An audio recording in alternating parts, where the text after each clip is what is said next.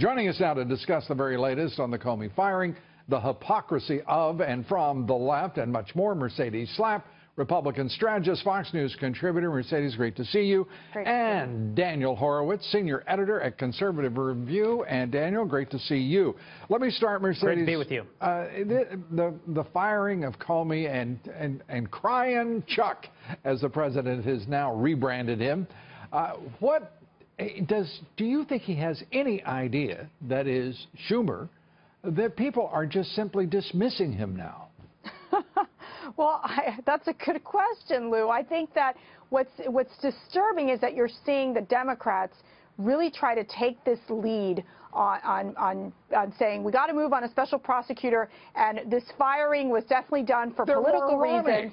And it's crazy because it was Schumer himself who was highly critical of Comey back in July when the whole email scandal was happening. But what bothers me about the Democrats is that they are transforming this Comey figure from being a villain to now being a martyr. Yeah. And I think that they're trying. There's no doubt. No, there's no doubt. There's no doubt. But it's implausible, Daniel, I think, and utterly, frankly, it's beyond that. It's impossible because the man never did anything.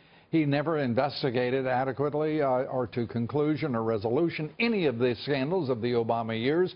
Why should anybody pay attention to him whatsoever?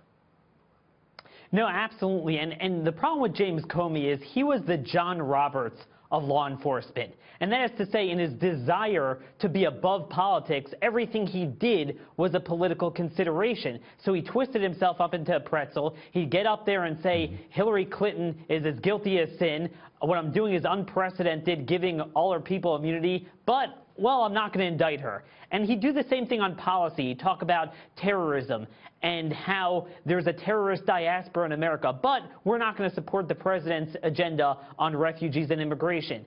He was so political, he lost really the support of both parties. Anyone else with any other president, the Democrats would have nothing to say. And Mercedes, Daniel, I want you both to answer this. Mercedes first, please. I mean, it seems to me it's an impossibility for even the best director possible, and I'm certain that is the person that President Trump will bring in for the directorship of the FBI. But unless they bring back the investigation and make right that investigation of Hillary Clinton and the Clinton Foundation, the email scandal, how can the FBI regain its historic luster and command of the public trust and imagination? You know, it's going to be interesting to see who President Trump picks, because I think that he's got to go with someone who is a no-namer, someone that we might not even know who he is, but someone who is very much committed to ensuring that we have these fair investigations, whether it would be into the Clinton Foundation or continuing on this investigation on the Russian side, which is what's going to happen. I mean, this idea that this investigation... the Clinton investigation?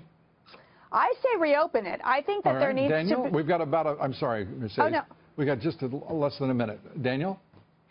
I just slightly disagree with that. I think the main focus of the FBI should be what it's always been. You just got 30 more seconds, Mercedes. No, I'm just kidding, Daniel. It should always be counterterrorism.